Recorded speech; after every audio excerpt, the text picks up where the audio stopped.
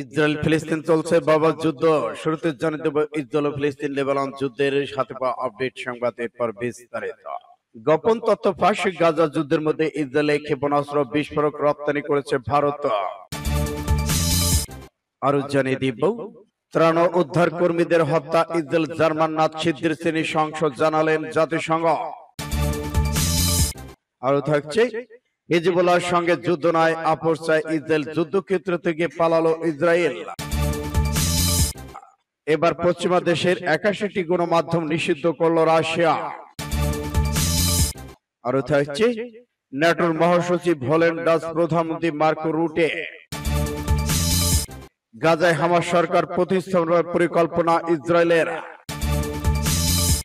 লেবাননের পাশে থাকবে তুরস্ক, জানালেন এরদোয়ান। এবং সর্বশেষ জানিয়ে দেব ইসরায়েল ধ্বংসে লেবাননকে পূর্ণ সমর্থন করেছে উত্তর কোরিয়া, সাথে পাঠিয়েছে 1 লক্ষ সেনা। এতক্ষণ শুনছিলেন সংবাদ শিরোনাম, এখন বিস্তারিত। তবে অনুরোধ থাকবে এই ভিডিওটিতে একটি লাইক দিন এবং কমেন্টস করে জানিয়ে দিন আপনি কোন জেলা থেকে বা কোথা থেকে আমাদের সাথে যুক্ত রয়েছেন। এবং ইসরায়েল ফিলিস্তিন ইরান লেবানন যুদ্ধের সর্বশেষ গুরুত্বপূর্ণ আপডেট সংবাদ হাতে পেতে চ্যানেলটি সাবস্ক্রাইব করে আমাদের সঙ্গেই থাকুন। ধন্যবাদ। গোপন তথ্য ফাঁস, গাজা যুদ্ধের মধ্যে ইসরায়েলকে ক্ষেপণাস্ত্র বিস্ফোরক রপ্তানি করেছে ভারত। ইহুদিবাদী ইসরায়েলের কাছে গোপনে ক্ষেপণাস্ত্র, গোলাবারুদ ও বিস্ফোরক দ্রব্য বিক্রি করেছে ভারত। ফিলিস্তিনে অবরুদ্ধ গাজা উপত্যকায় ইসরায়েল যখন বর্বর আগ্রাসন চালাচ্ছে, তখন দখলদার সেনাদের বিমান হামলাগুলোর আঘাতে প্রায় 38,000 ফিলিস্তিন শহীদ হয়েছেন। তখনই এই অস্ত্র রপ্তানির কথা ফাঁস হল। নয়াদিল্লি একদিকে কূটনৈতিক সমাধানের কথা বলেছেন এবং সংলাপের মাধ্যমে অন্যদিকে তারা ইসরায়েলের কাছে অস্ত্র রপ্তানি করেছেন। কাতার ভিত্তিক আল জাজিরার ত্রাসে আসা নথিগুলো থেকে বোঝা যায় যে ইসরায়েল গাজার বিরুদ্ধে যুদ্ধ চালানোর জন্য ভারতীয় অস্ত্র গ্রহণ করেছে। গত 6 জুন গাজার নুসরাইতে শরণার্থী শিবিরে ইসরায়েলের জাতিসংঘের একটি আশ্রয় কেন্দ্রে বোমা হামলার পর কুদস নিউজ নেটওয়ার্ক ইসরায়েলি যুদ্ধবিমান থেকে ফেলা একটি ক্ষেপণাস্ত্রের অবশিষ্টাংশের ভিডিও প্রকাশ করেছে। এতে একটি লেভেলে স্পষ্টভাবে লেখা ছিল মেড ইন ইন্ডিয়া। এছাড়া এপ্রিল মাসের 2 তারিখে ভারতের চেন্নাই থেকে অস্ত্র গোলাবারুদ নিয়ে বোরকান নামে একটি জাহাজে ইসরায়েলের উদ্দেশ্যে রওনা হয়। ইয়েমেনের হুতিদের হামলায় এড়ানো লোহিত সাগর দিয়ে না গিয়ে জাহাজটি আফ্রিকা ঘুরে ইসরায়েলে যাওয়ার চেষ্টা করে। পথে স্পেন যাত্রীর কথার চেষ্টা করলে স্পেনিক সরকার তাতে রাজি হয়নি। ওই জাহাজে বিষয়ে স্পেনের বামপন্থী গঠনগুলোর প্রতিবাদ করে তোলে। এদিকে ভারতের প্রধানমন্ত্রী নরেন্দ্র মোদী থেকে তার পররাষ্ট্রমন্ত্রী এস জয়শঙ্কর এবং জাতিসংঘের দেশটি কূটনৈতিক ভারতীয় কর্মকর্তারা লাগাতার বলে আসছেন যে যুদ্ধ নয়, দ্বন্দ্ব সমাধানে একমাত্র উপায় হিসেবে দেশটি সংলাপ এবং সমালোচনা বিশ্বাস করে। সূত্র 5 টুডে, SIBGAR। ত্রাণ উদ্ধার কর্মীদের হত্যার অর্থ ইসরায়েল জার্মান নাৎসিদের শ্রেণী সংসদরা। জাতিসংঘের মানবাধিকার দপ্তর গাজা উপত্যকা স্বাস্থ্য বিভাগের কর্মীদের মানবিক সহায়তা জড়িত কর্মীদের উপর ইসরায়েলি গণহত্যা নিন্দা জানিয়েছে। জাতিসংঘের মানবাধিকার দপ্তর এ প্রসঙ্গে বলেছে, এই ধরনের হত্যাযোগ্য স্বাস্থ্যকর্মীদের বন্দী করার ঘটনা গাজা উপত্যকা অধিবাসীদের জন্য অত্যন্ত ভয়ানক পরিণতি বয়ে আনছে। 2023 সালে অক্টোবর মাসে গাজা যুদ্ধ শুরুর পর থেকে অত্যন্ত 500 জন মানবিক ত্রাণ ও উদ্ধার কর্মী ইসরায়েলি হামলায় নিহত হয়েছেন।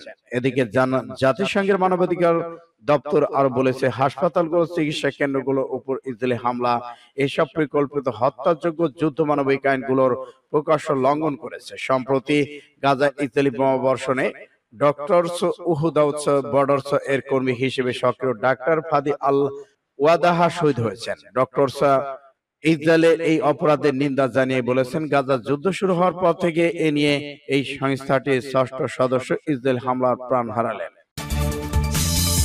এবার হিজবুল্লাহর সঙ্গে যুদ্ধ নয়, আপোষ চায় ইসরায়েল, যুদ্ধক্ষেত্র ছেড়ে পালালো ইসরায়েল।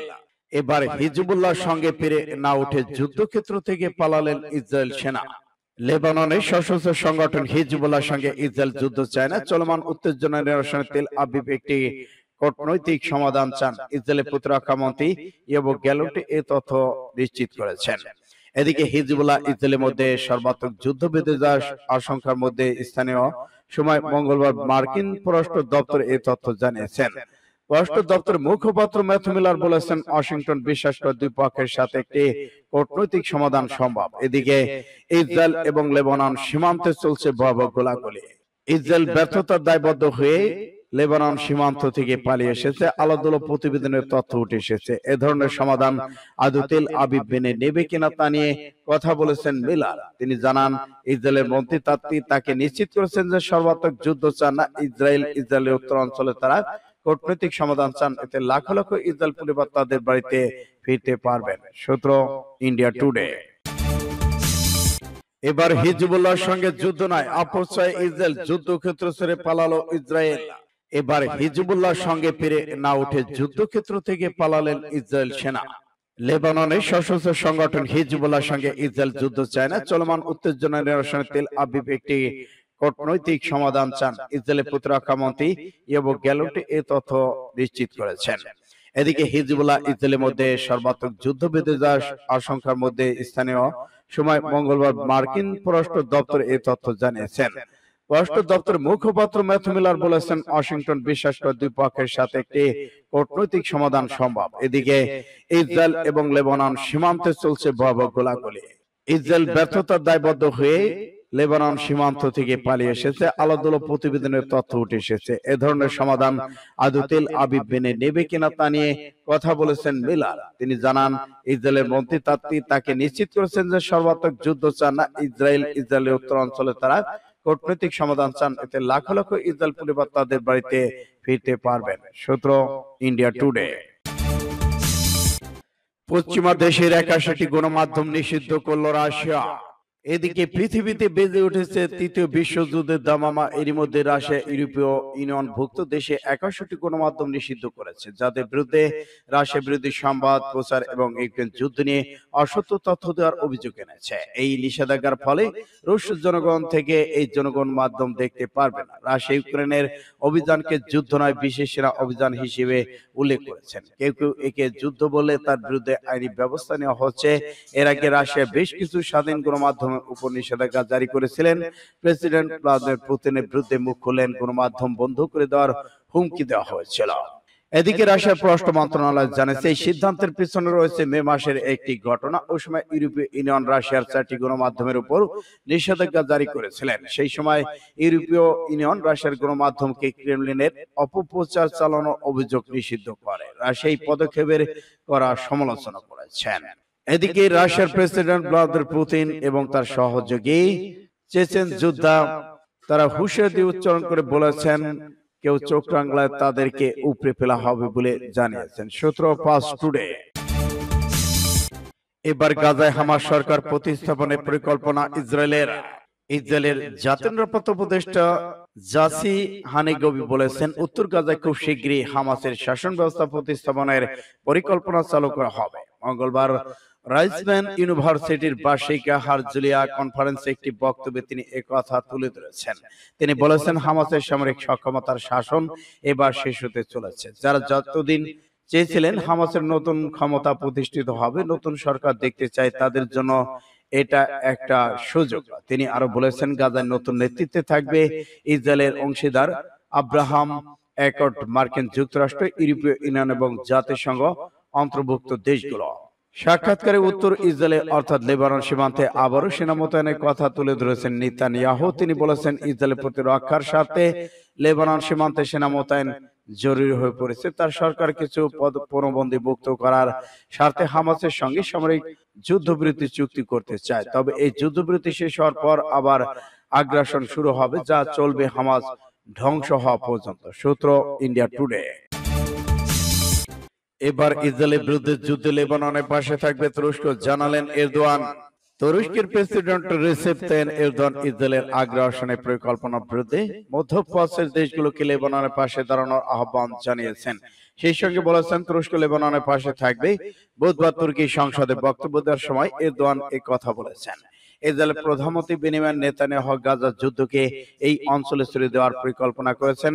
গাজাকে ধ্বংস পুড়িয়ে ফেলার পর ইসরায়েল এখন লেবাননের দিকে নজর দিয়েছে। আমরা দেখতে পাচ্ছি পশ্চিমা দেশগুলো পর্দার আড়ালে ইসরায়েলকে সমর্থন দিচ্ছে। মধ্যপ্রাচ্য জুড়ে যুদ্ধ ছড়িয়ে দিতে যে পরিকল্পনা ইসরায়েলের প্রধানমন্ত্রী বেনিয়ামিন করেছেন, তা পুরো অঞ্চলকে বড় বিপর্যয়ের দিকে নিয়ে যাবে। তবে তুরস্ক লেবানন ভ্রাতৃত্বপ্রতিম জনগণ রাষ্ট্রের পাশে রয়েছে।